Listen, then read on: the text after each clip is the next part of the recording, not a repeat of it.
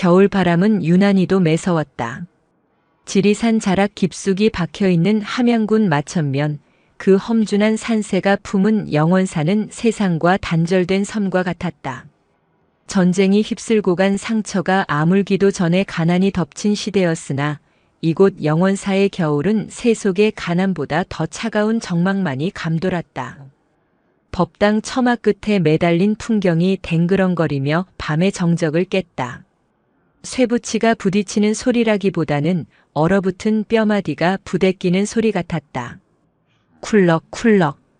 주지실 문살이 거칠게 흔들렸다. 해안 스님은 가슴을 쥐어뜯으며 기침을 토해냈다. 낡은 승복 소매로 입을 틀어막았지만 손가락 사이로 비릿하고 붉은 선혈이 배어나왔다. 칠흑 같은 어둠 속에서도 그 붉음은 선명했다. 해안은 떨리는 손으로 피 묻은 손수건을 내려다보았다. 생의 마지막 촛불이 심지 끝에서 위태롭게 일렁이고 있었다. 이른을 넘긴 그의 육신은 껍데기만 남은 고목 같았다. 젊은 시절 해인사 강원에서 밤을 새워가며 경전을 파고들었고 선방에 앉아 엉덩이가 짓무르도록 화두를 들었건만 죽음이 코앞에 닥친 지금 그에게 남은 것은 아무것도 없었다. 깨달음은커녕 다가오는 소멸에 대한 본능적인 공포만이 가슴을 옥죄었다. 평생을 부처를 찾았으나 결국 나는 늙고 병든 중생에 불과하구나. 해안은 마른 세수를 하며 한탄했다. 그때였다. 윗목 아랫목 구분이 없는 냉골 방 한 구석에서 새근거리는 숨소리가 들려왔다. 해안의 눈길이 그쪽으로 향했다. 낡은 목화솜 이불을 덮고 잠든 아이 단우였다. 올해로 고작 4살. 전쟁통에 부모를 잃고 산문 앞에 버려진 핏덩이를 거둔 것이 엊그제 같은데 아이는 콩나물처럼 쑥쑥 자라 어느새 동자승의 태를 갖추고 있었다. 하얗다 못해 투명해 보이는 민머리, 긴 속눈썹이 드리운 눈매는 마치 이 세상 사람이 아닌 듯 신비로운 기운을 풍겼다. 하지만 단우의 몸은 해안보다 더 위태로웠다. 원인을 알 수 없는 열병이 밤마다 아이를 괴롭혔다. 병원에도 가보았고 용하다는 약초도 먹여보았지만 의원들은 고개를 가로저을 뿐이었다. 스님. 잠꼬대처럼 아이가 중얼거렸다. 해안은 엉금엉금 기어가 아이의 머리맡에 앉았다. 열이 펄펄 끓고 있었다. 자그마한 이마에 맺힌 식은땀을 닦아주는데 단우가 천천히 눈을 떴다. 열에 들떠 몽롱할 법도 한데 아이의 눈동자는 맑은 호수처럼 깊고 고요했다. 단우야, 많이 아프냐? 해안의 목소리가 물기에 젖어 갈라졌다. 단우는 고개를 가로저으며 고사리 같은 손을 해안의 쭈글쭈글한 손등 위에 얹었다. 놀랍게도 아이의 손바닥에서 따스한 온기가 전해지자 해안의 가슴을 짓누르던 통증이 씻은 듯이 가라앉았다. 스님, 아프지 마세요. 저기 산이 울어요. 단우가 문 밖을 가리키며 말했다. 산이 울다니? 바람 소리일 게다. 아니에요. 산이 아파서 울어요. 사람들이 많이 죽어서 땅속이 차가워서 울어요. 해안은 등골이 서늘해짐을 느꼈다. 단우는 종종 알 수 없는 소리를 했다. 그를 가르치지 않았는데도 경전을 읊는 스님의 목소리에 맞춰 묘한 운율을 흥얼거렸고 아무도 없는 허공을 향해 합장을 하기도 했다. 마을 사람들은 그런 단우를 보고 신기가 들렸다며 수군거렸지만 해안은 알 수 있었다. 이 아이는 세상을 보는 눈이 달랐다. 아이는 눈앞의 사물이 아니라 그 너머에 있는 본질을 보고 있었다. 지리산. 이곳은 동족 상잔의 비극이 가장 처참하게 묻힌 곳이었다. 수많은 이념이 피를 흘리며 쓰러진 땅. 단우는 그 원혼들의 울음을 듣고 있는 것일까? 단우야, 무섭지 않느냐? 무섭지 않아요. 그냥 슬퍼요. 다들 집에 가고 싶은데 길을 잃어버렸대요. 내 살배기 아이의 입에서 나올 말이 아니었다. 해안은 단우를 와락 끌어안았다. 자신의 몸도 가누기 힘든 판국에 이 비범하고도 위태로운 아이를 두고 떠날 수는 없었다. 내가 죽으면 이 아이는 누가 돌본단 말인가. 이대로 두면 단우도 내 뒤를 따라갈 것이다. 해안의 뇌리에 번개처럼 스치는 생각이 있었다. 합천 가야산 해인사. 그곳에는 8만 대장경이 있었다. 부처님의 말씀이 8만 4천 가지의 법문으로 새겨진 목판. 젊은 날 해안이 그토록 매달렸던, 그러나 끝내 해답을 얻지 못하고 등을 돌렸던 곳. 하지만 지금은 달랐다. 전설처럼 내려오는 이야기 중에 대장경의 신비한 힘이 업장을 소멸하고 난치병을 고친다는 말이 있었다. 평생을 이성적인 수행자로 살아온 해안이었지만 죽음 앞에서는 지푸라기라도 잡고 싶은 심정이었다. 아니, 그것은 단순한 미신에 대한 기대가 아니었다. 8만 대장경이 모셔진 그 거대한 법의 바다라면 이 아이의 기이한 병과 영혼을 감당해줄 스승을 만날 수 있지 않을까 하는 마지막 희망이었다. 가자. 해인사로. 해안은 결심한 듯 입술을 깨물었다. 여기서 그냥 죽음을 기다릴 수는 없었다. 길 위에서 객사하는 한이 있더라도 단우를 살릴 방법을 찾아야 했다. 해인사요? 거기는 부처님 집이에요? 단우가 눈을 동그랗게 뜨고 물었다. 그래, 아주 큰 부처님 집이다. 그곳에 가면 내 병도 낫고 내 마음의 짐도 내려놓을 수 있을 게다. 좋아요. 스님이랑 가면 어디든 좋아요. 단우가 해맑게 웃었다.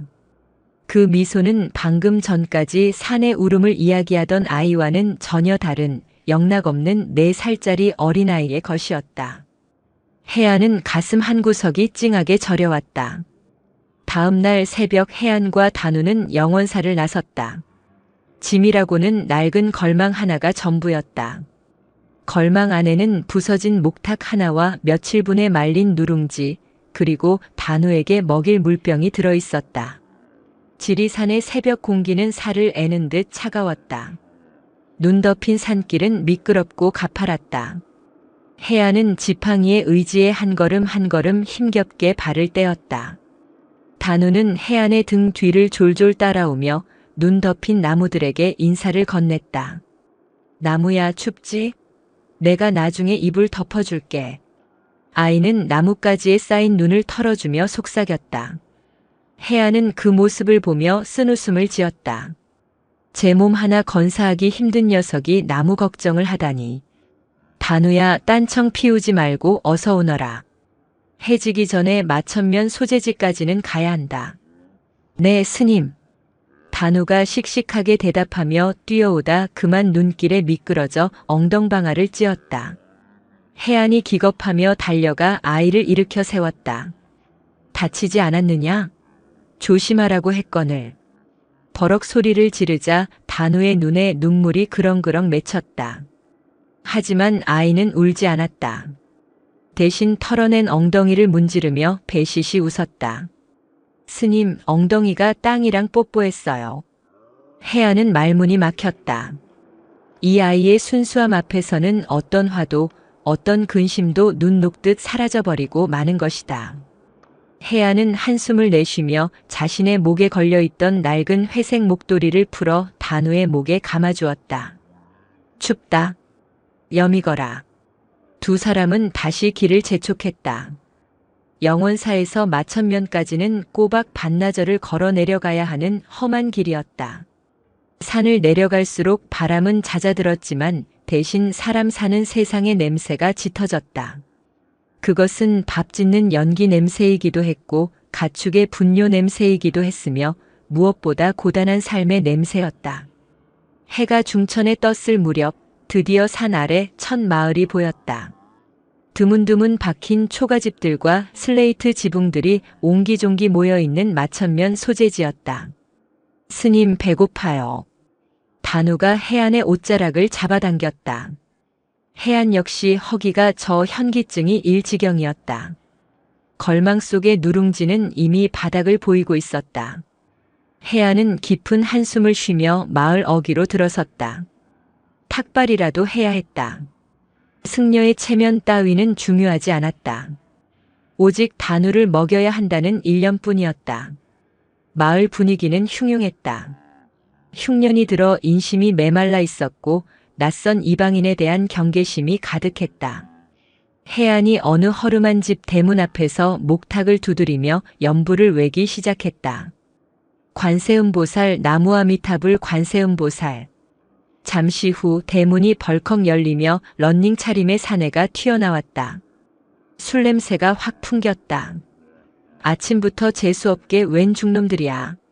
썩 꺼지지 못해? 사내는 다짜고짜 고함을 질렀다. 해안은 고개를 숙이며 정중히 말했다. 지나가던 수행승입니다. 어린 상좌가 배를 골아 그러하니 식은 밥 한 덩이라도 보시해 주시면 부처님의 자비가. 자비? 웃기고 자빠졌네. 우리 식구 먹을 쌀도 없는데 무슨 놈의 자비야? 그리고 저 꼬마는 또 뭐야? 자식 새끼 팽개쳐놓고 도망간 땡중 자식 아니야? 사내의 입에서 험한 말이 쏟아졌다. 해안의 얼굴이 불그락푸르락해졌다. 모욕도 이런 모욕이 없었다. 평생을 청정하게 살아온 수행자로서 참기 힘든 치욕이었다. 해안의 손에 쥔 지팡이가 부르르 떨렸다. 마음속에서 불길 같은 분노가 치밀어 올랐다. 이 무지몽매한 중생이 감히 불보살의 제자를 능멸하다니. 해안이 막 훈계를 하려던 찰나였다. 단우가 해안의 앞을 막아서더니 사내를 향해 쪼르르 달려갔다. 사내는 흠칫 놀라 뒤로 물러섰다. 이 녀석이 뭐야?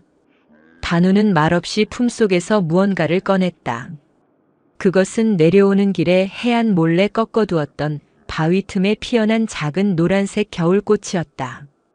시들긴 했지만 여전히 고운 빛깔을 머금고 있었다. 단우는 그 꽃을 사내의 뒤에 숨어 겁에 질린 표정으로 쳐다보고 있던 사내의 어린 딸에게 내밀었다. 너 가져. 예쁘지? 단우의 천진난만한 목소리가 살벌했던 공기를 갈랐다. 어린 소녀는 쭈뼛거리며 꽃을 받아들었다. 단우가 해맑게 웃으며 사내를 올려다보았다. 아저씨, 화내지 마세요. 아저씨 얼굴이 빨개서 도깨비 같아요. 우리 스님은 착한 사람이에요. 밥 안 주셔도 돼요. 그러니까 화내지 마세요. 사내의 표정이 멍해졌다. 욕설을 퍼붓던 입이 다물어지지 않았다. 불그락푸르락 하던 얼굴에서 도끼가 순식간에 빠져나갔다. 사내는 헛기침을 몇 번 하더니 머리를 벅벅 긁었다. 아니꺼 꼬마 녀석 참. 사내는 무안한 듯 횡하니 집 안으로 들어가 버렸다. 잠시 후 대문 밖으로 바가지 하나가 불쑥 나왔다. 김이 모락모락 나는 삶은 고구마 몇 개가 담겨 있었다. 먹고 가시오. 괜히 애 굶기지 말고. 사내는 퉁명스럽게 내뱉고는 대문을 쾅 닫아버렸다. 해안은 멍하니 바가지를 내려다보았다. 자신의 고상한 법문도 엄격한 계율도 해내지 못한 일을 4살짜리 아이의 꽃 한 송이가 해낸 것이다. 해안은 단우를 보았다. 아이는 소녀가 쥐고 있는 꽃을 보며 빙긋이 웃고 있었다. 나는 평생 무엇을 공부했는가? 저 아이의 마음속에 이미 부처가 앉아있거늘. 해안은 눈시울이 뜨거워짐을 느꼈다. 그는 바가지를 집어들고 닫힌 대문을 향해 깊이 합장했다. 성불하십시오. 두 사람은 따뜻한 고구마를 나누어 먹으며 마을을 벗어났다. 배는 찼지만 갈 길은 멀었다. 합천까지는 산 넘고 물 건너 수백 리 길이었다. 차를 탈 돈도 없거니와 걷는 것이 수행이라 여기는 해안의 고집 탓에 두 다리에 의지해야만 했다. 함양을 지나 거창으로 향하는 길목, 해는 뉘엿뉘엿 서산으로 기울고 있었다. 겨울 해는 꼬리가 짧았다. 어둠이 내리자 살을 애는 추위가 다시 엄습했다. 단우의 걸음이 눈에 띄게 느려졌다. 스님 다리가 너무 무거워요. 단우의 목소리에 힘이 없었다. 해안이 급히 아이의 이마를 짚어보았다. 아침보다 열이 더 심했다. 불덩이 같았다. 조금만 더 가면 묵을 곳이 있을 게다. 업어주마. 해안은 지팡이를 던지고 단우를 등에 업었다. 자신의 몸도 삭정이처럼 부서질 것 같았지만 등 뒤에서 전해지는 아이의 뜨거운 체온이 그를 버티게 했다. 스님 무거우시죠? 아니다. 깃털처럼 가볍구나. 거짓말. 스님 숨소리가 쇳소리 같아요. 원래 늙으면 숨소리가 거칠어지는 법이다. 신경 쓰지 말고 한숨 자거라. 혜안은 이를 악물고 걸었다. 눈발이 다시 날리기 시작했다. 시야가 흐릿해졌다. 그때였다. 저 멀리 길가에 쓰러져 있는 거무튀튀한 형체가 보였다. 사람인 것 같았다. 그냥 지나칠까 했지만 수행자의 양심이 허락하지 않았다. 가까이 가보니 누더기를 걸친 노파였다. 눈 위에 엎어진 채 신음하고 있었다. 보살님 정신 차리십시오. 혜안이 노파를 흔들어 깨웠다. 노파가 힘겹게 눈을 떴다. 백태가 낀 흐릿한 눈동자가 혜안을 향했다. 스님 배가 고파 며칠을 굶었는지 모릅니다. 혜안은 난감했다. 남은 것이라고는 아까 받은 고구마 반쪽이 전부였다. 그것은 이따 밤에 단우가 배고파하면 먹이려고 남겨둔 것이었다. 단우는 지금 아프고 잘 먹어야 버틸 수 있었다. 혜안의 마음속에서 갈등이 일어났다. 이 아이가 우선이다. 저 노파는 내가 어쩔 수 없다. 혜안이 망설이는 사이 등 뒤에서 단우의 힘없는 목소리가 들렸다. 스님 할머니한테 드려요. 단우야, 이건 내 저녁이다. 저는 괜찮아요. 아까 많이 먹었어요. 할머니 배에서 천둥 소리가 나요. 단우는 혜안의 품속에 있는 고구마를 꺼내 노파의 입가에 가져다 대었다. 노파는 허겁지겁 고구마를 받아 먹었다. 목이 메는지 눈을 퍼다 뜬 채 캑캑거리면서도 순식간에 삼켜버렸다. 아이고 부처님. 감사합니다. 살았습니다. 노파는 혜안과 단우에게 연신절을 했다. 혜안은 부끄러움에 고개를 들 수 없었다. 아이는 자신의 생명줄을 내어주었는데 자신은 잠시나마 저울질을 했던 것이다. 보살님 일어날 수 있겠습니까? 예. 덕분에 기운이 납니다. 노파는 지팡이를 짚고 일어서더니 묘한 눈빛으로 단우를 바라보았다. 이 동자승 보통 아이가 아니군요. 눈 속에 별이 들어있어. 무슨 말씀이신지. 조심해서 가시오. 큰 산을 넘어야 할 테니. 하지만 걱정 마시오. 귀한 인연이 기다리고 있을 테니. 노파는 알 수 없는 말을 남기고 어둠 속으로 사라졌다. 혜안은 멍하니 노파의 뒷모습을 바라보았다. 귀한 인연? 해인사에 도착하면 만날 대장경을 말하는 것일까? 눈발은 점점 굵어져 한방눈으로 변했다. 세상이 온통 하얗게 지워지고 있었다. 혜안은 다시 단우를 업고 길을 나섰다.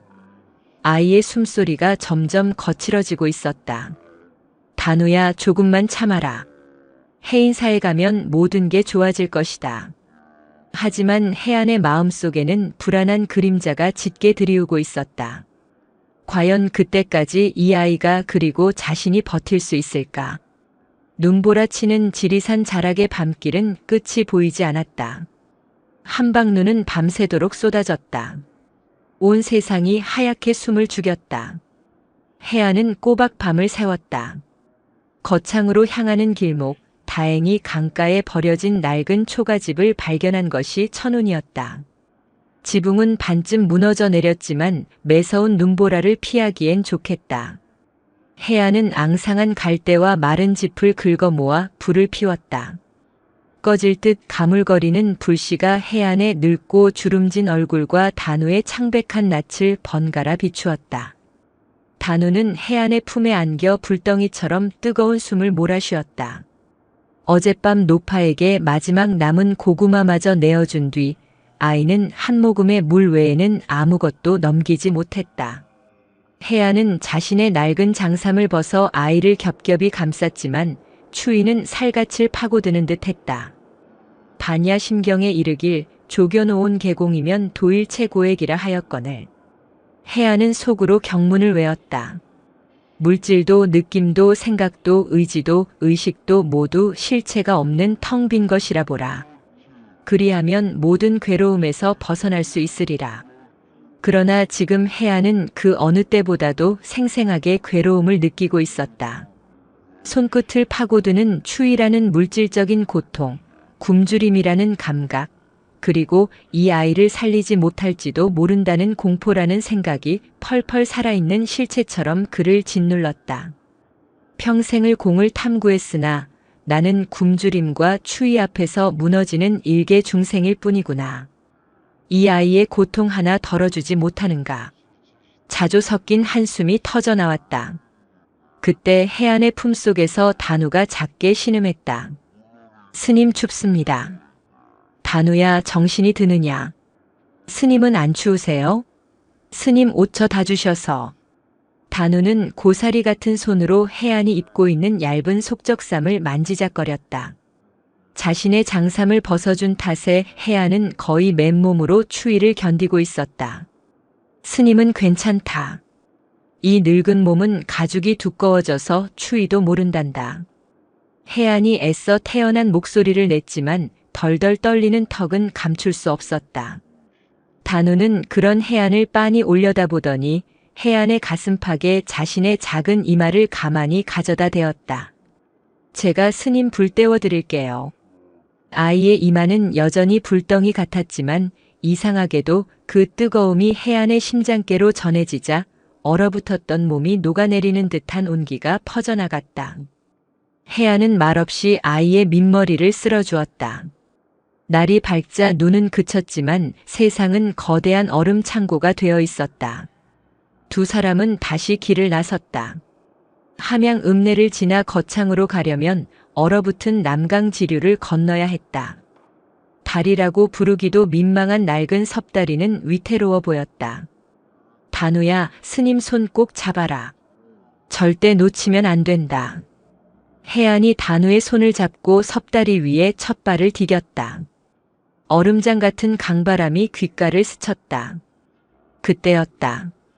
저만치 다리 건너편 읍내 장터 방향에서 왁자지껄한 소리가 들려왔다. 두 사람이 다리를 거의 건넜을 무렵 장터 어귀에 몰려있던 사람들이 그들을 발견했다. 시장은 흉년으로 인해 그 어느 때보다 살벌했다. 먹을 것이 귀하니 인심은 바닥에 떨어져 있었다.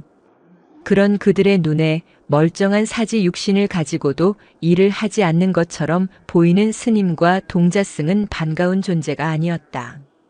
쯧쯧, 저 중놈 좀 보소. 이 추운 날에 애까지 데리고 앵벌이를 나왔구만. 일할 생각은 않고 부처님 팔아서 먹고 살려는 게으름뱅이들이지. 수군거림은 이내 노골적인 야유가 되어 날아왔다. 해안은 묵묵히 걸음을 옮기려 했다. 한평생 들어온 오해와 멸시였다. 그러나 오늘은 달랐다. 단우가 곁에 있었다. 스님, 저 아저씨들이 왜 우리한테 돌멩이 던져요? 단우가 물었다. 실제로 돌을 던진 것은 아니었지만 그들의 말은 얼음 조각처럼 날아와 해안의 가슴에 박혔다. 해안이 막다른 길에 몰린 짐승처럼 분노로 으르렁거리던 찰나 쌀가게로 보이는 가게 앞에서 한 사내가 그들을 가로막았다. 여보시오 중양반. 어디서 왔소? 지리산 영원사에서 왔습니다. 합천 해인사로 가는 길입니다. 해인사? 거길 이에 데리고 걸어간다고. 미쳤구만. 사내는 해안의 낡은 걸망을 위아래로 훑어보더니 침을 찍 뱉었다.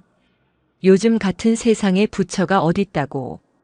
다들 굶어 죽게 생겼는데 중놈들은 팔자 좋게 경이나 외고 다니지. 당장 꺼지지 못해. 재수 없으니까. 사내가 해안의 어깨를 거칠게 밀쳤다. 비틀거리던 해안이 그만 눈길에 미끄러져 넘어지고 말았다. 단우가 놀라 해안에게 달려갔다. 스님, 괜찮으세요? 해안의 두 눈에 불이 일었다.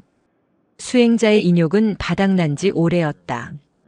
평생 쌓아온 공덕이 무너지는 소리가 들렸다. 그가 지팡이를 고쳐 쥐고 사내에게 호통을 치려던 바로 그 순간이었다. 멍멍아, 단우의 작은 목소리가 들렸다. 해안이 고개를 돌려보니 단우가 쌀가게 처마 밑에서 추위에 떨고 있는 누렁이 한 마리 앞에 쪼그리고 앉아 있었다.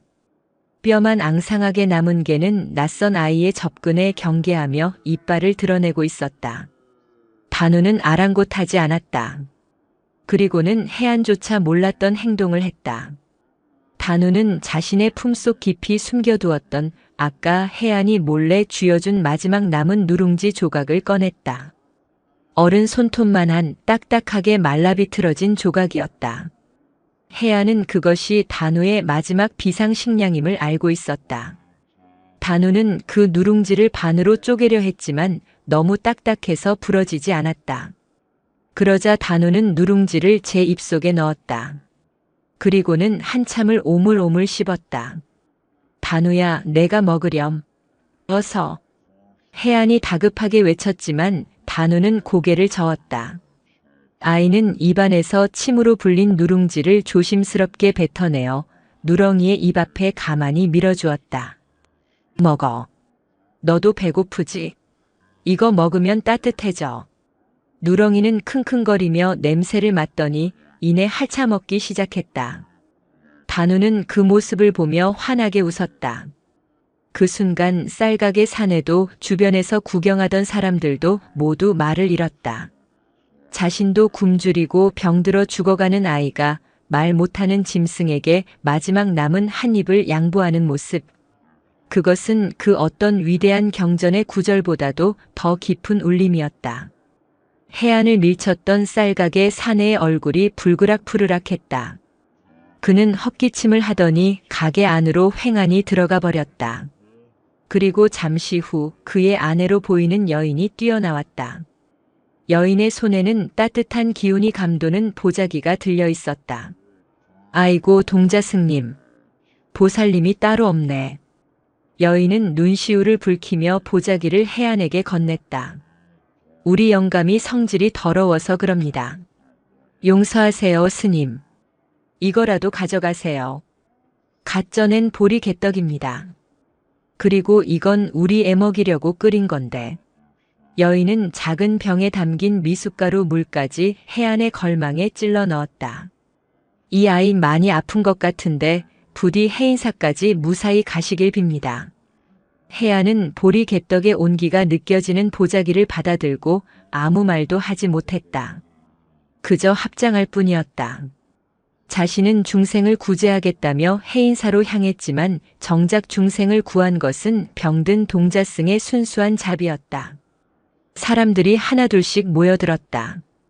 누군가는 무말랭이를, 누군가는 삶은 감자를 내밀었다. 걸망은 금세 묵직해졌다. 해안은 그들의 얼굴 하나하나를 바라보았다. 아까까지만 해도 악귀처럼 보였던 그들의 얼굴에 지금은 부처의 미소가 걸려 있었다. 스님 가요. 멍멍이 이제 배부르대요. 단우가 해안의 손을 잡아 끌었다. 두 사람은 읍내 사람들의 조용한 배웅을 받으며 다시 길을 나섰다. 거창으로 향하는 길은 여전히 춥고 멀었지만 해안의 마음은 더 이상 춥지 않았다.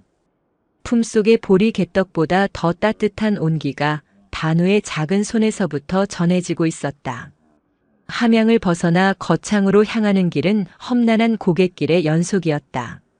사람들은 그 고개를 귀신 고개라 불렀다. 한국 전쟁 때 수많은 사람들이 이념의 이름으로 죽어나갔고 그 시신조차 수습되지 못한 채 버려진 곳이었다. 한낮에도 음산한 기운이 감돈다 하여 웬만한 장정들도 해가 지면 넘기를 꺼리는 곳이었다. 해안과 단우가 그 고개에 다다른 것은 해가 서쪽으로 완전히 기울어버린 오후 늦은 시각이었다. 며칠을 제대로 먹지 못하고 강행군을 한 탓에 해안의 몸은 천근만근이었다. 특히 어제 저녁부터 핏물이 섞인 기침이 나오기 시작했다. 자신의 명이 얼마 남지 않았음을 직감했다. 내가 여기서 쓰러지면 단우는 어찌 되는가. 해안의 마음이 조급해졌다. 그는 지팡이를 짚은 손에 힘을 주며 걸음을 재촉했다. 단우는 뒤에서 묵묵히 따라오고 있었다. 열에 들떠 몽롱할 법도 한데 아이는 이상하리만치 조용했다. 단우야, 힘들지 않느냐? 조금만 더 가면 평지가 나올 게다. 혜안이 숨을 헐떡이며 뒤를 돌아보았다. 단우는 걷고 있지 않았다. 아이는 고갯마루 어귀에 앙상한 떡갈나무 아래에 우두커니 서 있었다. 단우야? 단우는 혜안의 목소리를 듣지 못하는 듯 했다. 아이는 텅 빈 허공, 정확히는 고개 너머의 능선 어딘가를 빤히 응시하고 있었다. 그 표정이 너무도 심각하여 혜안은 덜컥 겁이 났다. 왜 그러느냐? 무엇을 보고 있는 게야? 혜안이 다가가 아이의 어깨를 잡았다. 단우가 천천히 고개를 돌렸다. 아이의 눈동자는 평소의 맑음이 아니었다.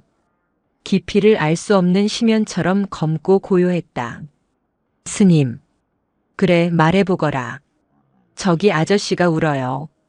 단우가 손가락으로 능선 한쪽을 가리켰다. 혜안의 눈에는 그저 칼바람에 흔들리는 마른 나뭇가지들 뿐 아무것도 보이지 않았다. 헛것이다, 단우야. 날이 추워서 헛것이 보이는 게다. 어서 가자. 혜안이 아이의 손을 잡아 끌려 하자 단우가 버텼다. 아니에요. 저기 서 있어요. 우리 영원사 부엌에 있는 그 할아버지 그림이랑 닮았어요. 혜안의 심장이 쿵 하고 떨어졌다. 영원사 부엌의 할아버지 그림.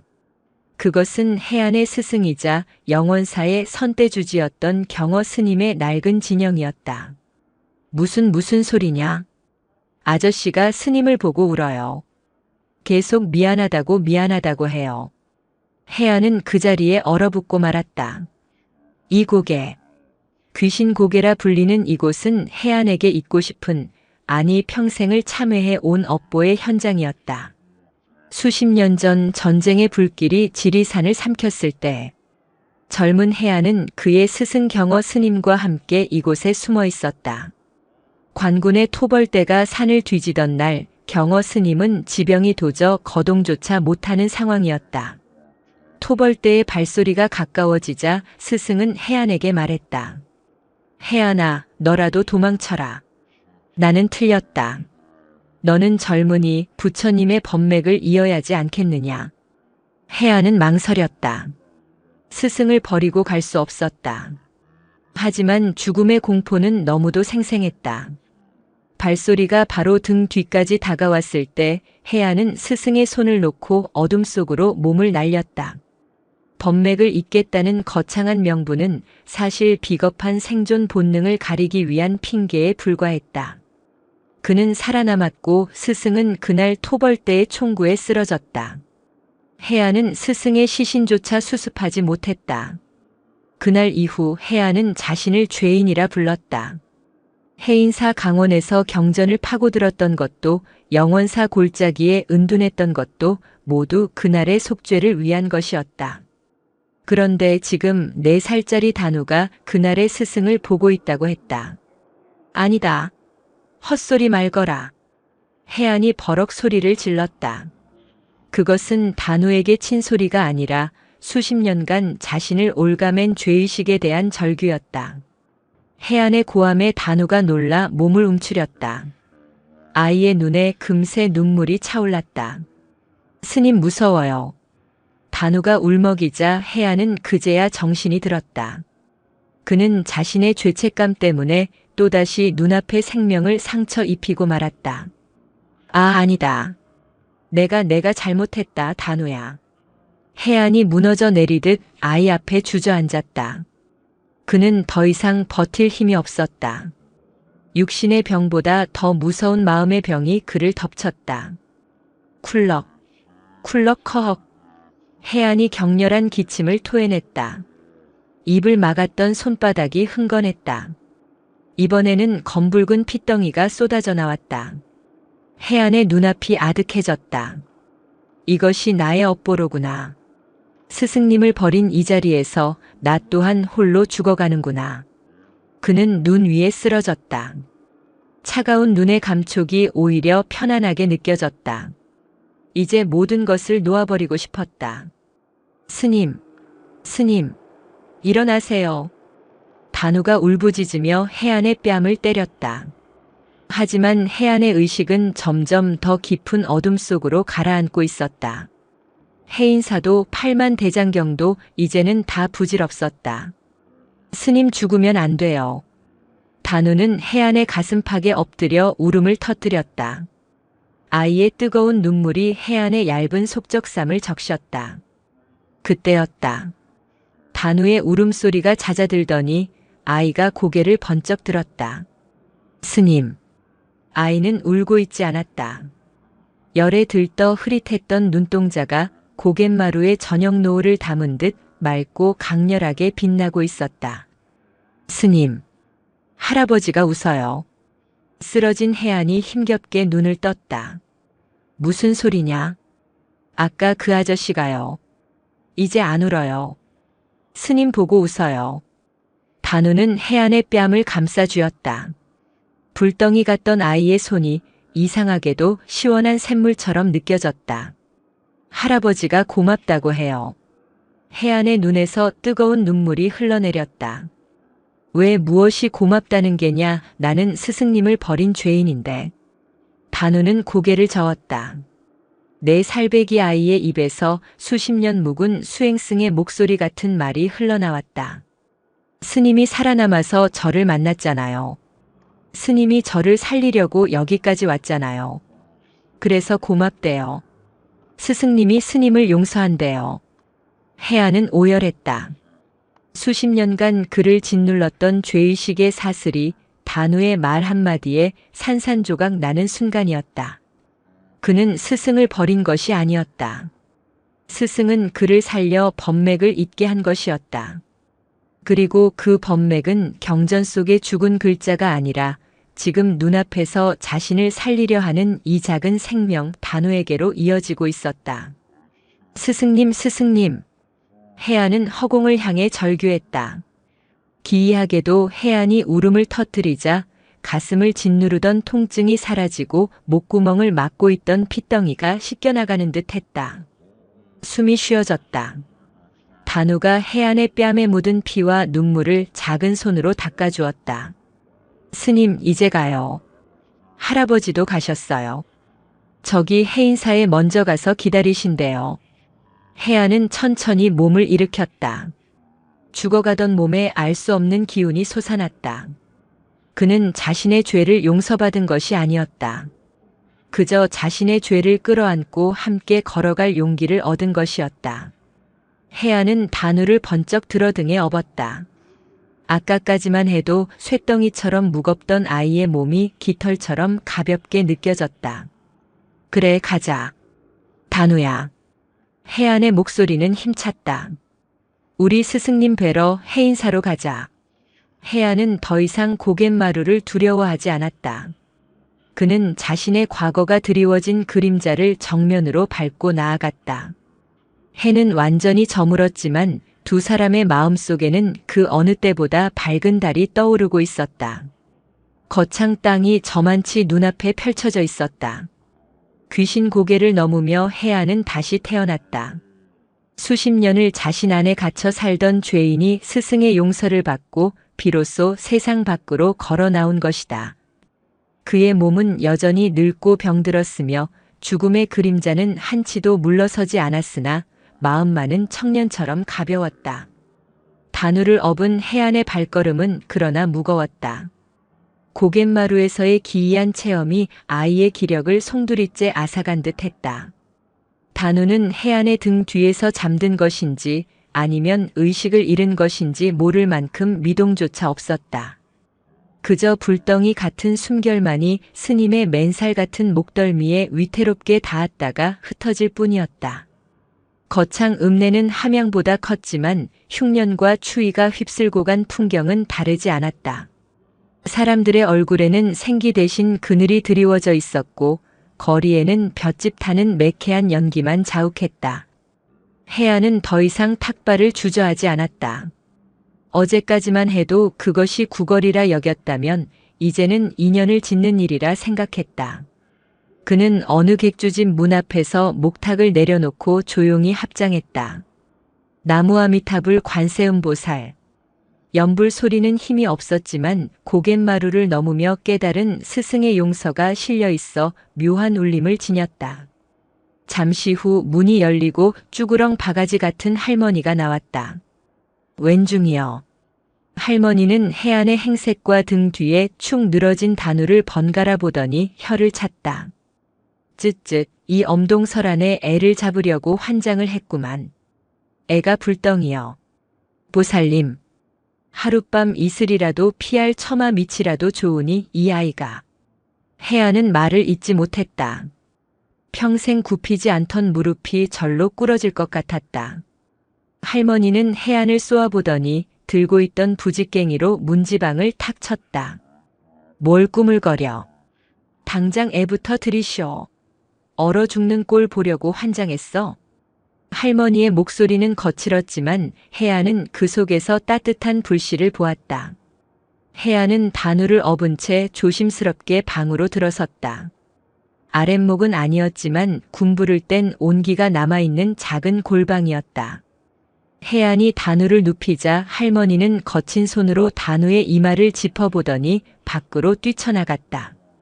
잠시 후 할머니는 김이 모락모락 나는 그릇을 들고 돌아왔다. 뜨거운 물에 갠 무즙이었다.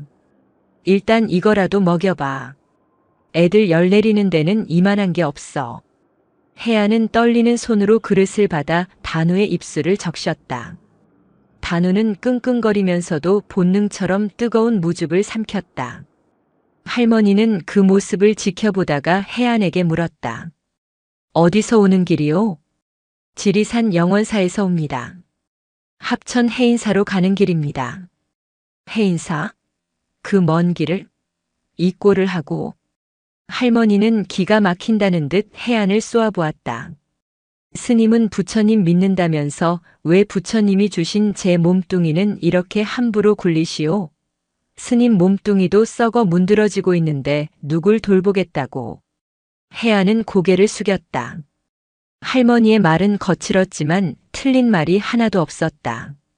자신도 핏덩이를 토해내는 위중한 환자였다. 염치 없지만 보살님. 이 아이가 먹을 죽 한 그릇만. 앉아보셔. 할머니는 해안의 말을 잘랐다. 그리고는 해안의 앞에 털썩 주저앉더니 해안의 손목을 덥석 잡았다. 맥이나 한번 봅시다. 나도 젊어서 약초 꽤나 캐러 다녔소. 해안은 놀랐지만 할머니의 소나기 힘이 어찌나 센지 뿌리칠 수가 없었다.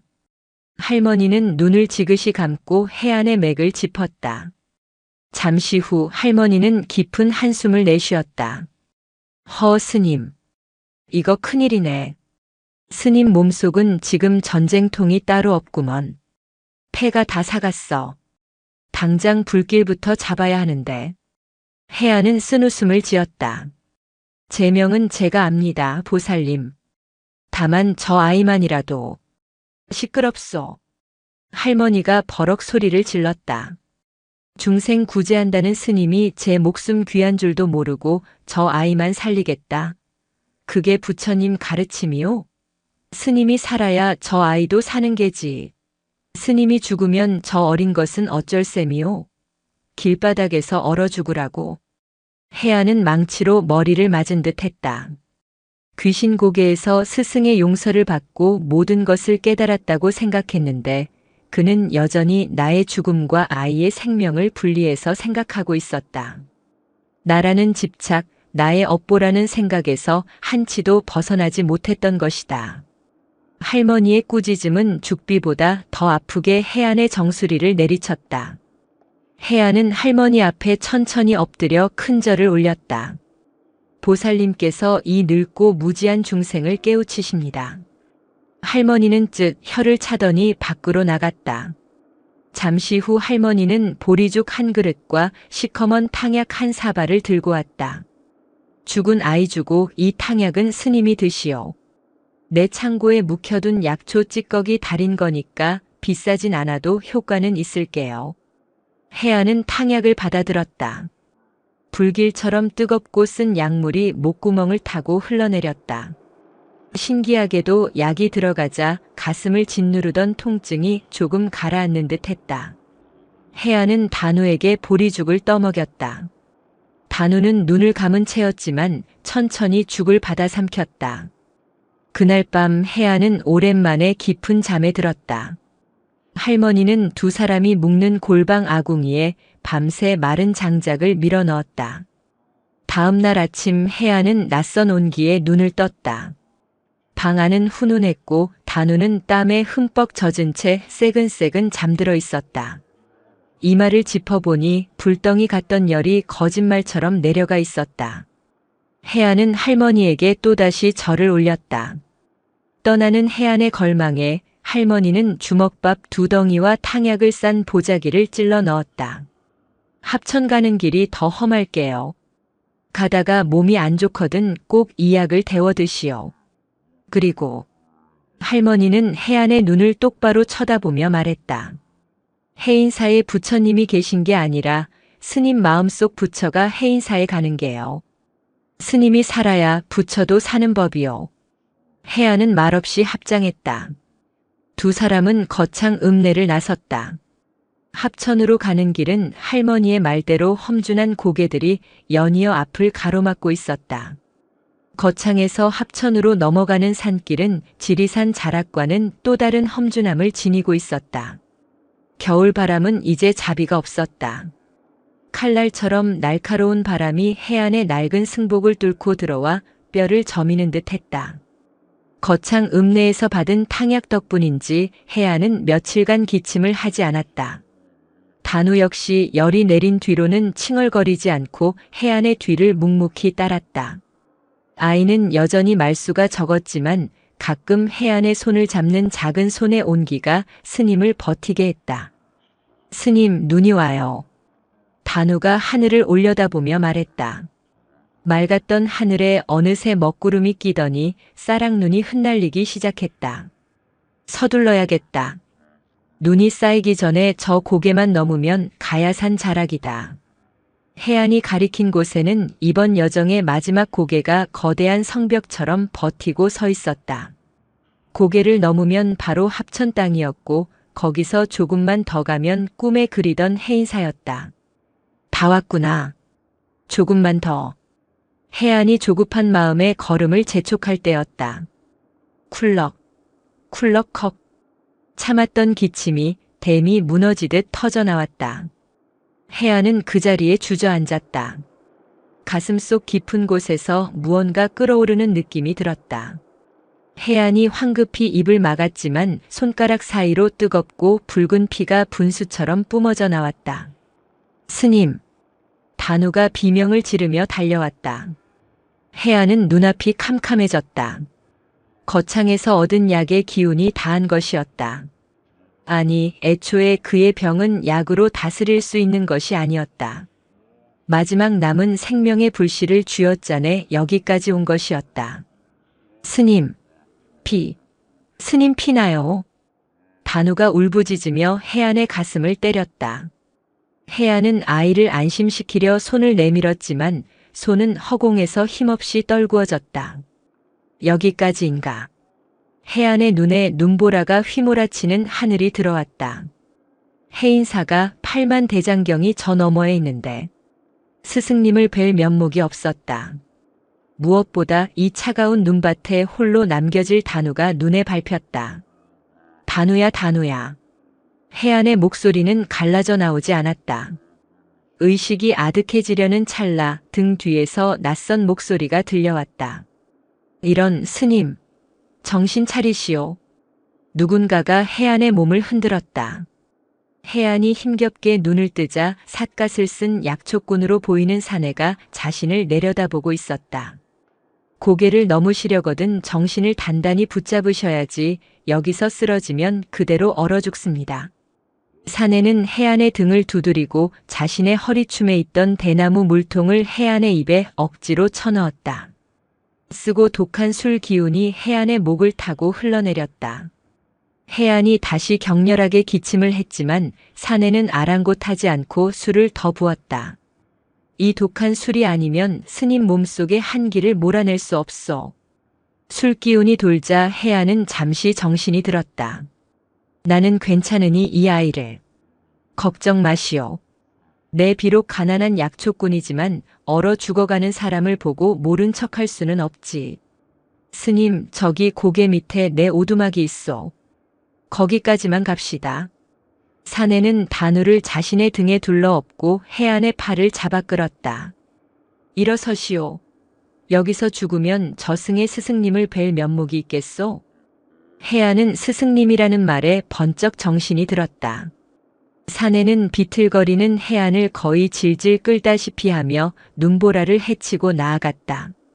오두막은 금방이라도 쓰러질 듯 허름했지만 아궁이에서 피어오르는 연기가 그 토이엠록 반가울 수 없었다. 사내는 해안과 단우를 방 안에 밀어넣고는 해안에 피 묻은 승복을 거칠게 벗겨냈다. 몸을 녹이시오. 나는 저 아이 먹을 것이라도 찾아보겠소. 사내는 단우를 힐끗 보더니 밖으로 나갔다. 잠시 후 사내는 말린 버섯과 산 감자를 들고 와죽을 쑤기 시작했다. 해안은 뜨거운 아랫목에 누워 몽롱한 의식 속에서 생각했다. 나는 이 사내에게 아무것도 준 것이 없는데 어찌 이리 나를 보살피는가. 그때 단우가 해안의 곁으로 다가와 해안의 손을 꼭 잡았다. 아이의 몸은 여전히 뜨거웠다. 스님, 아프지 마세요. 단우야, 미안하구나. 내가 너를 해인사로 데려가야 하는데. 괜찮아요. 단우가 해안의 귀에 대고 속삭였다. 해인사 안 가도 돼요. 해안이 놀라 눈을 떴다. 무슨 말이냐? 해인사에 가야 내 병이 낫는다고 하지 않았느냐? 아니에요. 저 아저씨가. 단우는 죽을 쓰고 있는 약초꾼의 등을 가리켰다. 아저씨 마음이 해인사보다 더 따뜻해요. 해안은 말문이 막혔다. 약초꾼이 죽그릇을 들고 다가왔다. 그는 해안과 단우에게 차례로 죽을 먹였다. 스님, 몸이 이 지경이 되도록 어찌 산을 넘을 생각을 했소. 부처님도 좋지만 목숨이 먼저지. 약초꾼이 혀를 차며 말했다. 나는 부처 같은 건 모르오. 그저 내 눈앞에 아픈 사람이 있으면 약초를 캐다 주고 배고픈 사람이 있으면 죽을 쑤어줄 뿐이요. 그게 내가 아는 전부요. 해안은 약초꾼의 얼굴을 가만히 바라보았다. 무심한 듯 던지는 그의 말 한마디 한마디가 해안이 평생을 찾아 헤맨 화두의 답처럼 들렸다. 그날 밤 해안은 또다시 기이한 꿈을 꾸었다. 꿈속에서 해안은 해인사 장경각에 서 있었다. 그런데 8만 개의 목판에는 아무런 글자도 새겨져 있지 않았다. 텅 비어 있었다.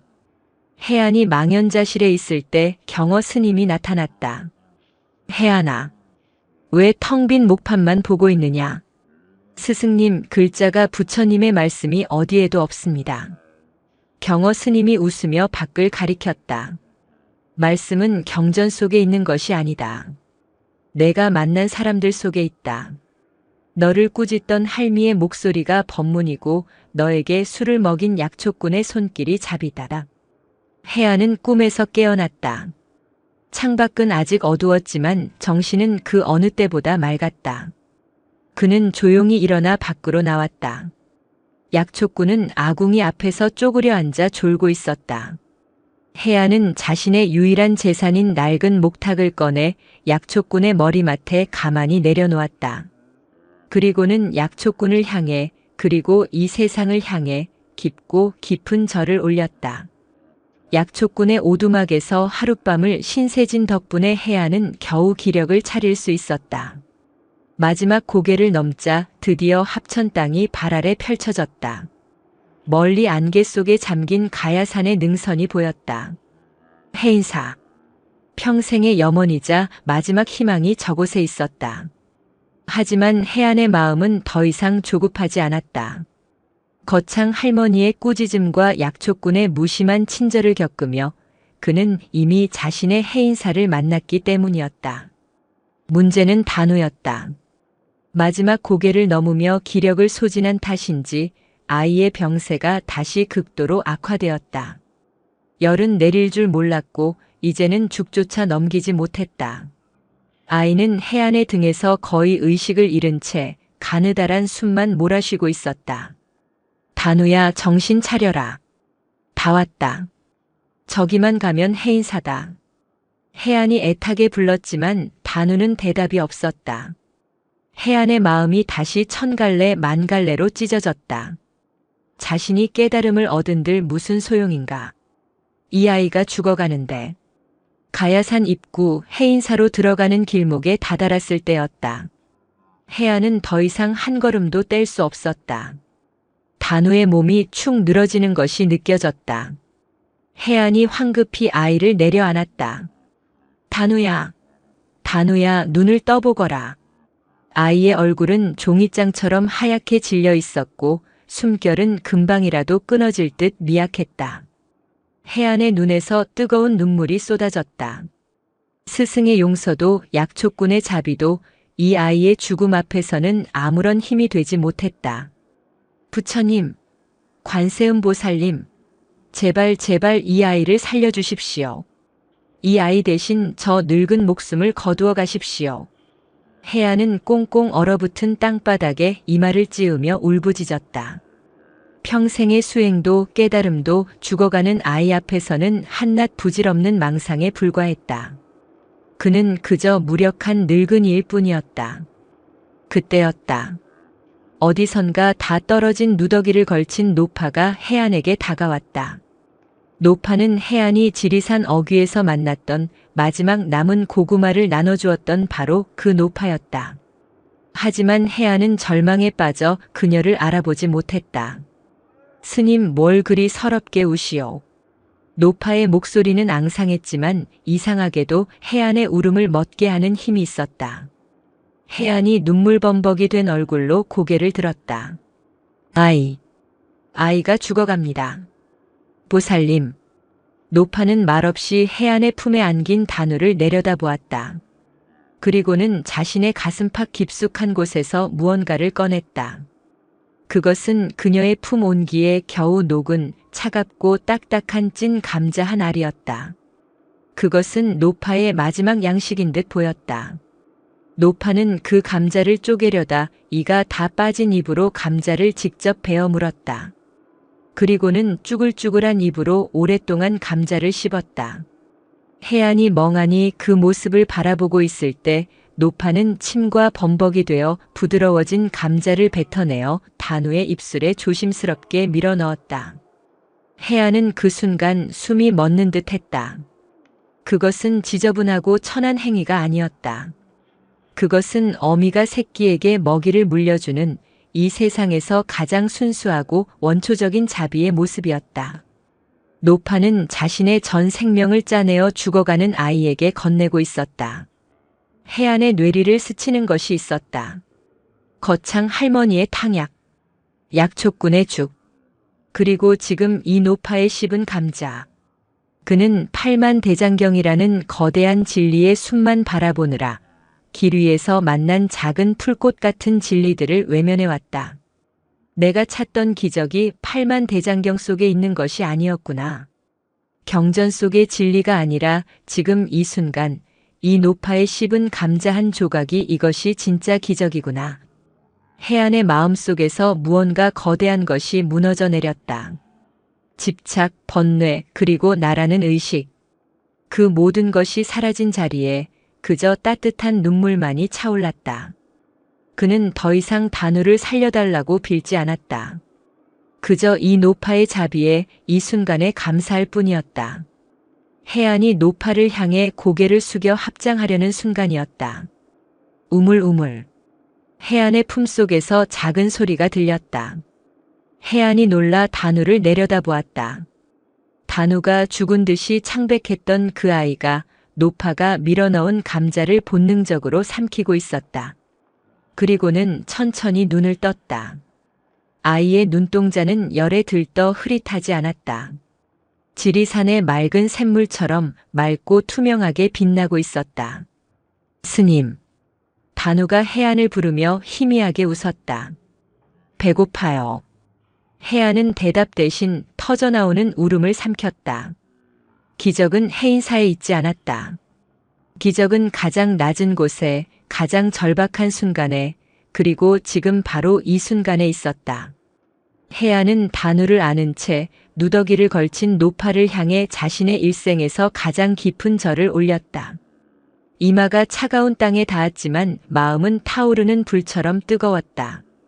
노파는 그저 늙은 스님이 추워서 떠는가 보다 생각하며 쭈글쭈글한 손으로 제 품에서 또 다른 감자 반쪽을 꺼내 해안의 손에 쥐어주었다. 가야산의 정기는 지리산의 그것과 닮았으면서도 달랐다.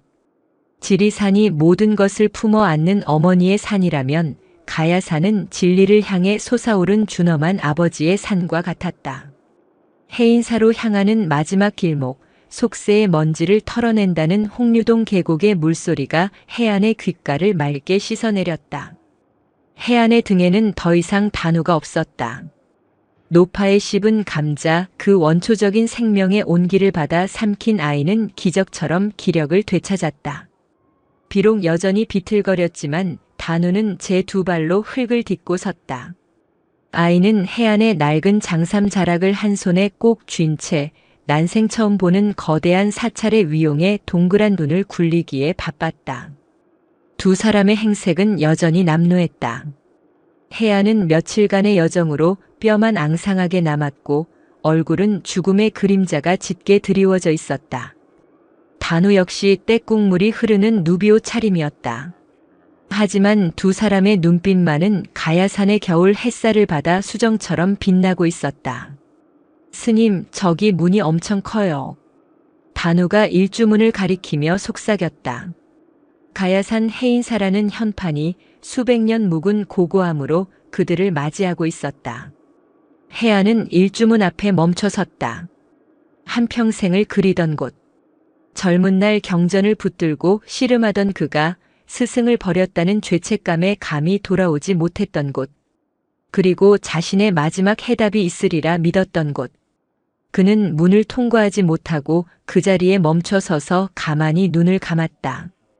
여기까지 오는 동안 저는 수많은 부처님을 만났습니다. 함양장터에서 모욕을 주었으나 아이의 자비에 고구마를 내어주었던 사내. 거창 객주집에서 죽비 같은 호통으로 늙은 중의 어리석음을 깨우쳐준 할머니. 마지막 고개에서 자신의 목숨을 구하고도 이름조차 남기지 않은 약초꾼.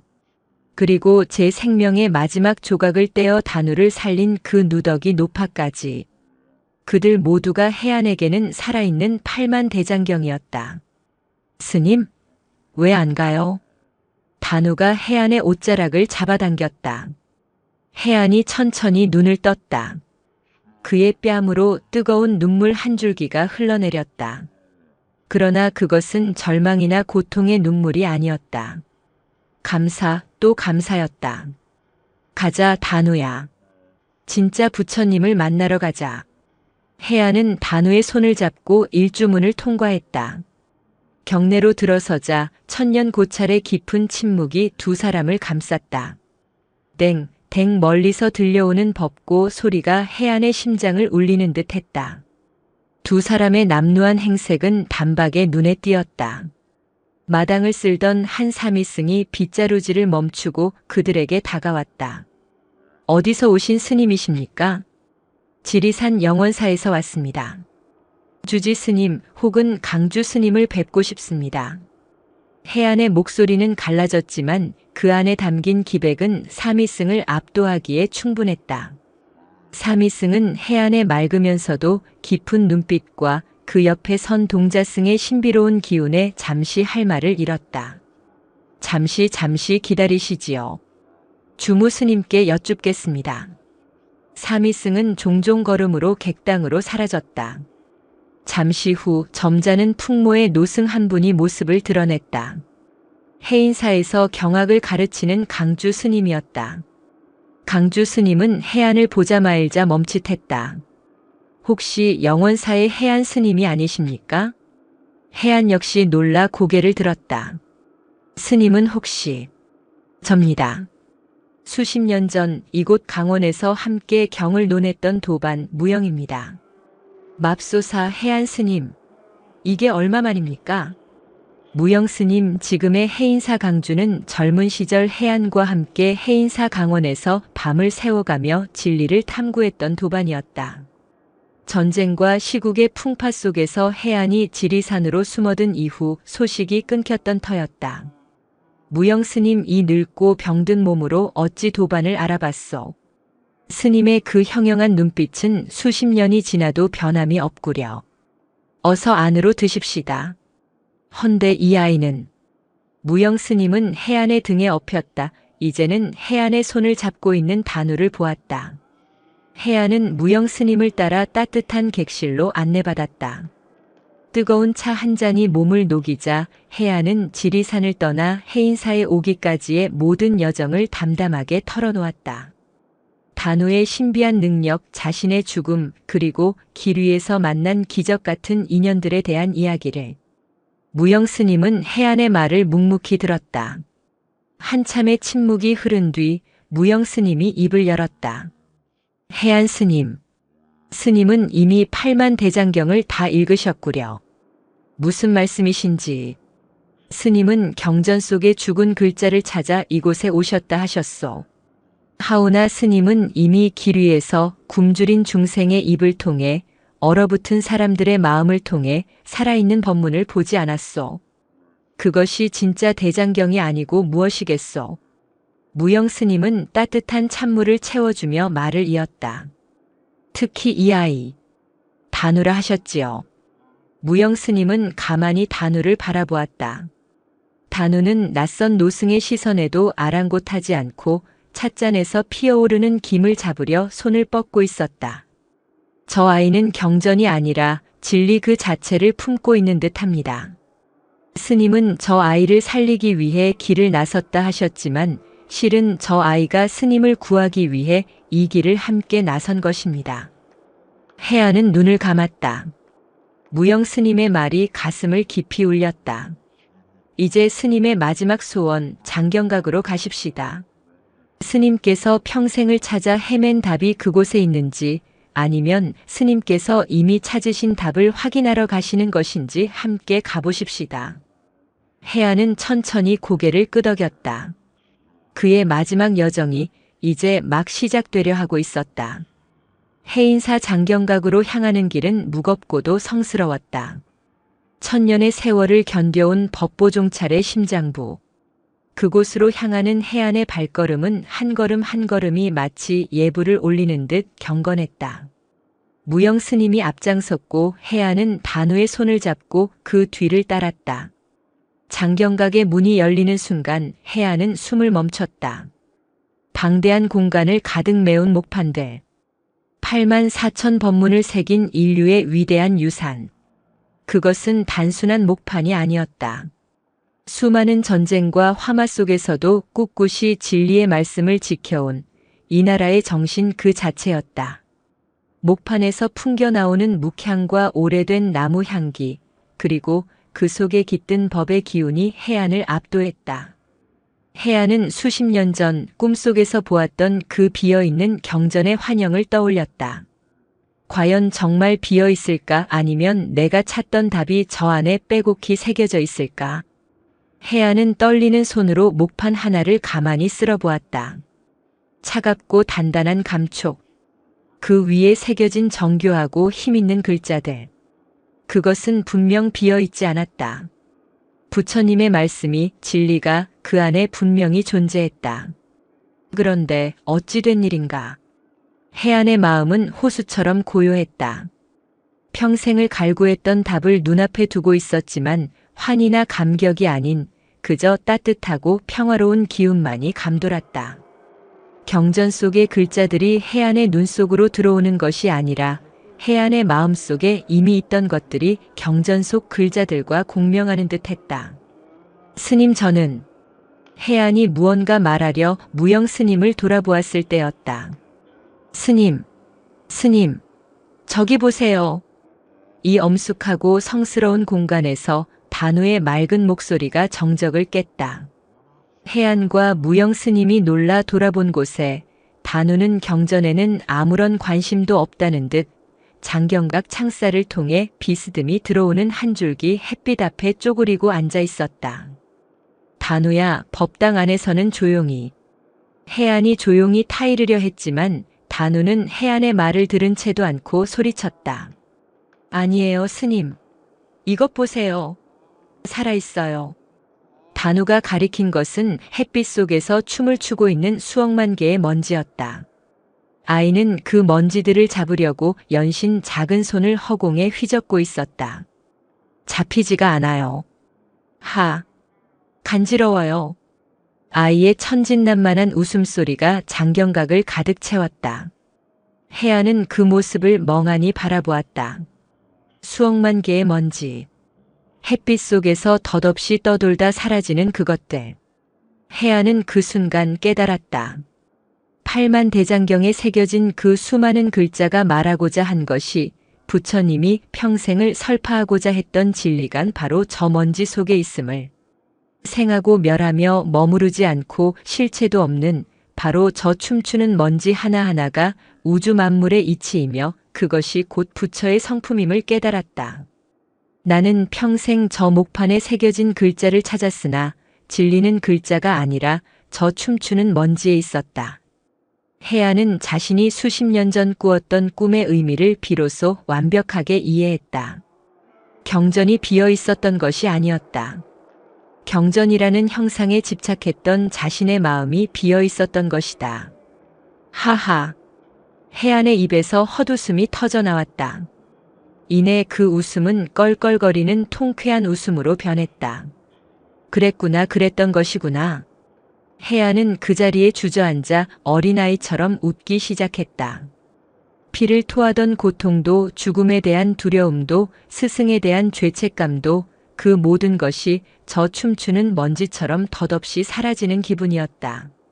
무영 스님은 해안의 모습을 그리고 먼지를 잡으려 애쓰는 단우의 모습을 번갈아 보며 조용히 합장했다. 한평생 경전을 연구한 이 늙은 중보다 저 아이가 먼저 법을 보았습니다. 그리고 해안 스님은 마침내 그 법을 깨달으셨소. 해안은 웃음을 거두고 단우에게 손짓했다. 단우야, 이리 오너라. 단우가 쪼르르 해안의 품에 안겼다. 왜 웃으세요, 스님? 스님도 먼지가 간지러워요? 그래. 간지럽구나. 아주 기분 좋게 간지럽구나. 해안은 단우를 끌어안고 단우의 민머리에 자신의 쭈글쭈글한 뺨을 비볐다. 아이의 따뜻한 체온이 해안의 온몸으로 퍼져나갔다. 단우야. 내가 나의 대장경이다. 해안은 더 이상 팔만대장경을 보지 않았다. 그는 자신의 품에 안긴 살아 숨쉬는 경전, 따뜻한 온기를 지닌 진리를 끌어안고 있을 뿐이었다. 해안의 웃음소리가 멎었을 때 그의 몸은 촛불 앞에 밀랍처럼 녹아내리고 있었다. 평생을 짓눌렀던 마음의 짐을 내려놓자 마지막 남은 생명의 기운마저 한순간에 타오른 듯 했다. 해안 스님. 무영 스님이 비틀거리는 해안을 부축했다. 해안의 몸은 깃털처럼 가벼웠다. 괜찮소, 무영 스님. 이제야말로 정말 괜찮소. 해안은 거친 숨을 몰아쉬었지만 그의 얼굴은 평생토록 지어본 적 없는 평온함으로 빛나고 있었다. 그는 해인사에 도착한 지 사흘 만에 자리에 눕게 되었다. 해인사의 모든 스님들이 늙은 도반의 마지막 길을 위해 정성을 다했다. 귀한 약재가 방에 그득했지만 해안은 조용히 고개를 저었다. 나는 내 몸의 병을 고치러 온 것이 아니오. 마음의 병을 고치러 왔을 뿐 이미 다 나았소. 해안은 자신의 마지막 시간이 다가왔음을 직감했다. 그에게는 아직 풀어야 할 마지막 매듭이 남아 있었다. 바로 단우였다. 해안이 누운 방, 단우는 스님의 손을 꼭 잡은 채 곁을 떠나지 않았다. 아이는 스님이 아프다는 것을 알았지만 이상하게도 울거나 보채지 않았다. 그저 맑은 눈으로 스님이 잠들고 깨는 모습을 지켜볼 뿐이었다. 어느 날 저녁 해안이 잠시 눈을 떴을 때 방 안에는 무영 스님과 해인사의 주지 스님이 함께 앉아 있었다. 해안 스님. 주지 스님께서 문병 오셨소. 해인사의 주지 스님은 덕이 높은 노승이었다. 그는 해안의 마른 손을 잡으며 조용히 말했다. 스님의 여정을 들었습니다. 참으로 긴 수행의 길을 걸어오셨습니다. 해안은 힘겹게 합장하려 했다. 주지 스님, 이 늙은 중에 마지막 청이 있소. 말씀하시지요. 이 아이 단우입니다. 해안의 눈길이 단우에게로 향했다. 단우는 두 노승의 대화가 무엇인지 모른 채 해안의 손가락만 만지작거리고 있었다. 저는 곧 스승님의 곁으로 갈 것입니다. 하오나 이 아이는 이 세상에 남겨진 보물입니다. 아이는 글을 모르나 경전을 꿰뚫고 자비를 배운 적이 없으나 자비를 실천합니다. 이 아이는 해안의 목이 메었다. 부디 이 해인사에서 이 아이를 거두어 주십시오. 이 아이가 가진 맑은 영혼이 속세의 먼지에 더럽혀지지 않도록 부처님의 법 안에서 자라날 수 있도록. 해안이 주지 스님에게 머리를 조아리려 하자 주지 스님이 황급히 해안의 손을 잡았다. 스님, 머리를 드십시오. 주지 스님은 단우를 가만히 불렀다. 단우라 하였느냐? 네, 할아버지 스님. 너는 부처님이 무엇라 생각하느냐? 어른들도 답하기 어려운 화두였다. 무영 스님조차 긴장하며 아이의 입을 바라보았다. 해안은 숨을 죽였다. 단우는 고개를 갸웃거렸다. 그리고는 곰곰이 생각에 잠기더니 해안 스님이 누워있는 쪽을 바라보았다. 아이는 조르르 스님의 곁으로 갔다. 단우는 해안의 앙상한 손을 들어 자신의 따뜻한 뺨에 가져다 대었다. 부처님은 이거예요. 이것이라니? 주지 스님이 되물었다. 단우가 환하게 웃었다. 따뜻해요. 방 안에 침묵이 흘렀다. 주지 스님과 무영 스님은 서로의 얼굴을 바라보았다. 그리고는 이내 깊은 미소를 지었다. 주지 스님이 헛기침을 한 뒤 해안을 향해 말했다. 해안 스님, 들으셨습니까? 주지 스님은 해안이 아니라 단우를 향해 깊이 합장했다. 이 아이는 이미 부처를 알고 있습니다. 우리가 이 아이를 가르치는 것이 아니라 이 아이가 우리에게 법을 설할 것입니다. 해안 스님, 스님께서는 이 시대에 가장 큰 불사를 하고 가시는 것입니다. 주지 스님은 단우의 머리를 쓰다듬으며 말했다. 단우야, 오늘부터 여기가 내 집이다. 그리고 우리는 모두 너의 도반이다. 해안의 눈에서 뜨거운 눈물이 흘러내렸다. 마지막 집착, 마지막 근심이 완전히 사라지는 순간이었다. 그는 이제 아무런 여한이 없었다. 그날 밤 해안은 단우를 품에 꼭 안고 잠이 들었다. 단우야, 따뜻하구나. 네, 스님. 저도 스님이 따뜻해요. 해안은 귀신 고개에서 스승님이 왜 자신을 용서했는지 비로소 깨달았다. 자신이 살아남았기에 단우를 만날 수 있었던 것이다. 자신의 비겁함이 결국 이 아이를 해인사로 인도하는 마지막 인연의 끈이 되었던 것이다. 해안은 수십 년 만에 처음으로 스승의 그림자에서 벗어나 편안한 잠에 빠져들었다. 이제 그의 마지막 여정, 스승에게로 가는 길만이 평화롭게 남아 있었다. 해안의 마지막 며칠은 그가 평생 살아온 날들 중 가장 평화로웠다. 죽음의 그림자는 더 이상 그의 방문을 두드리는 공포의 대상이 아니었다. 그것은 수십 년을 함께 걸어온 늙은 도반처럼 이제 그만 쉬어가자고 손을 내미는 다정한 존재가 되어 있었다. 해인사의 겨울 아침, 문사를 뚫고 들어온 햇살이 해안의 앙상한 뺨을 비추었다. 해안이 힘겹게 눈을 떴다. 방 안에는 무영 스님과 스님의 옷자락을 꼭 쥐고 곤히 잠든 단우가 있었다. 무영 스님, 여기 있소. 해안 스님. 무영 스님이 해안의 곁으로 다가와 젖은 수건으로 해안의 마른 입술을 축여주었다. 창을 열어주시겠소. 무영 스님이 낡은 창호를 활짝 열었다. 가야산의 차갑고도 청정한 공기가 방 안으로 밀려 들어왔다.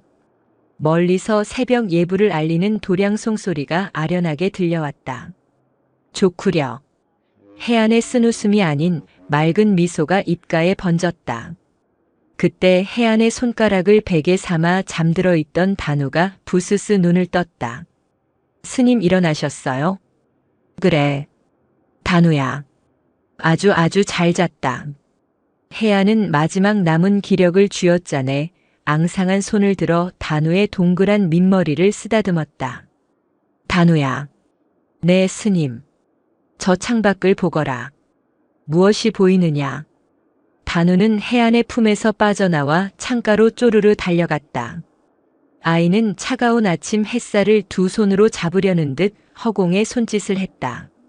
스님, 어제 장경각에서 본 먼지들이 또 춤춰요.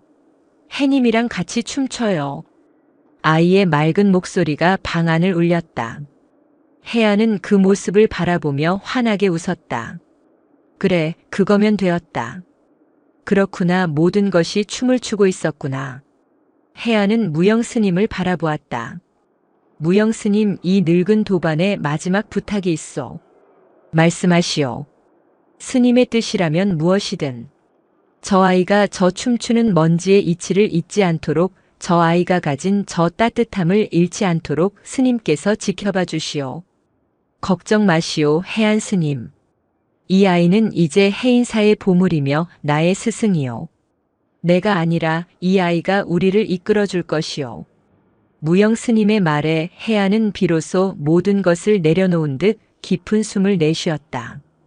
그는 다시 단우를 불렀다. 단우야, 이리 오너라. 단우가 다시 혜안의 품으로 파고들었다. 혜안은 아이를 껴안았다. 단우야, 내가 나의 경전이었고 내가 나의 부처였다. 스님, 저도 스님이 부처님이에요. 스님은 제일 따뜻해요. 고맙다. 혜안의 목소리가 속삭임처럼 잦아들었다. 그는 아이의 온기를 가슴에 품은 채 가만히 눈을 감았다. 마치 지리산 영원사에서 깊은 겨울잠을 청하듯 그의 얼굴은 더없이 평화로웠다. 단우는 스님이 다시 잠드는 줄 알았다. 하지만 혜안의 손이 단우의 등을 쓸어주던 것을 멈추고 스르르 힘없이 떨어졌다. 스님, 주무세요? 아이는 혜안의 뺨을 흔들었다. 그러나 혜안은 대답이 없었다. 혜안의 뺨에서 감고 있는 눈에서 뜨거운 눈물 한 줄기가 흘러내려 아이의 손등을 적셨다. 그것은 삶의 마지막 고통에서 벗어난 완전한 평화의 눈물이었다. 무영 스님은 혜안이 열반에 들었음을 알았다.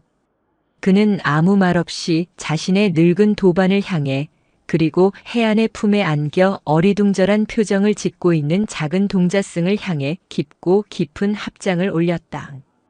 며칠 뒤 혜안 스님의 다비식이 거행되었다. 지리산에서 온 이름 없는 늙은 중의 마지막 길이었지만 해인사의 모든 대중 스님들이 나와 그의 마지막 가는 길을 배웅했다. 혜안과 단우가 걸어온 기적 같은 여정은 이미 해인사 스님들 사이에 깊은 울림을 주는 법문이 되어 있었다. 타오르는 불길 앞에서 단우는 울지 않았다.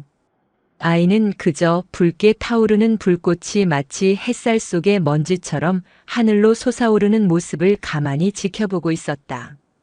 그 붉은 불꽃이 스님의 따뜻한 품처럼 느껴졌기 때문이었다. 해안의 사리는 맑고 영롱한 구슬이 되어 가야산 자락에 뿌려졌다. 그리고 몇 해가 흘렀다. 계절이 몇 번이고 옷을 갈아입은 가야산 해인사. 낙엽이 지는 늦가을 아침 장경각 앞마당을 비질하는 작은 동자승이 있었다. 지리산에서 간 내려왔을 때보다 키가 한 뼘은 더 자란 단우였다. 단우는 이제 해인사의 그 누구보다 경전을 깊이 이해하는 총명한 스님으로 자라나고 있었다. 그러나 아이는 경전보다 빗자루질을 더 좋아했다. 단우야. 무영 스님 이제는 해인사의 큰 어른이 되니 마루에 앉아 단우를 불렀다. 네, 스님. 무엇이 그리 즐거워 콧노래를 부르느냐. 단우는 빗자루질을 멈추고 빗자루 끝에 매달린 단풍잎 하나를 가리켰다. 스님, 이 나뭇잎이 어제는 가지 끝에서 춤을 추더니 오늘은 제 빗자루를 타고 춤을 춥니다. 허허, 그리 보이더냐? 네. 그러다 내일은 흙으로 돌아가 내년에 필 꽃들을 위해 또 춤을 출 것이라 합니다. 단우가 해맑게 웃었다. 무영 스님은 그 웃음 속에서 수년 전 장경각에서 먼지를 잡으려던 아이의 모습과 그 아이를 보고 통쾌하게 웃던 늙은 도반 해안의 모습을 동시에 보았다. 무영 스님이 마지막 가르침을 확인하듯 물었다. 단우야, 너는 이 세상에서 가장 큰 기적이 무엇이라 생각하느냐? 단우는 곰곰이 생각할 필요도 없다는 듯 다시 빗자루를 고쳐 잡았다. 아이는 아침 햇살을 받으며 마당에 남은 마지막 낙엽을 쓸어 담기 시작했다. 서걱 서걱. 단우의 맑은 목소리가 가을 하늘 아래 청명하게 울려 퍼졌다. 지금이요. 단우가 무영 스님을 돌아보며 대답했다. 지금 스님과 제가 여기서 이야기하고 제가 이 마당을 쓰는 것. 바람이 불고 나뭇잎이 춤을 추는 것. 바로 지금 여기가 가장 큰 기적입니다. 무영 스님은 대답 대신 가만히 눈을 감고 합장했다.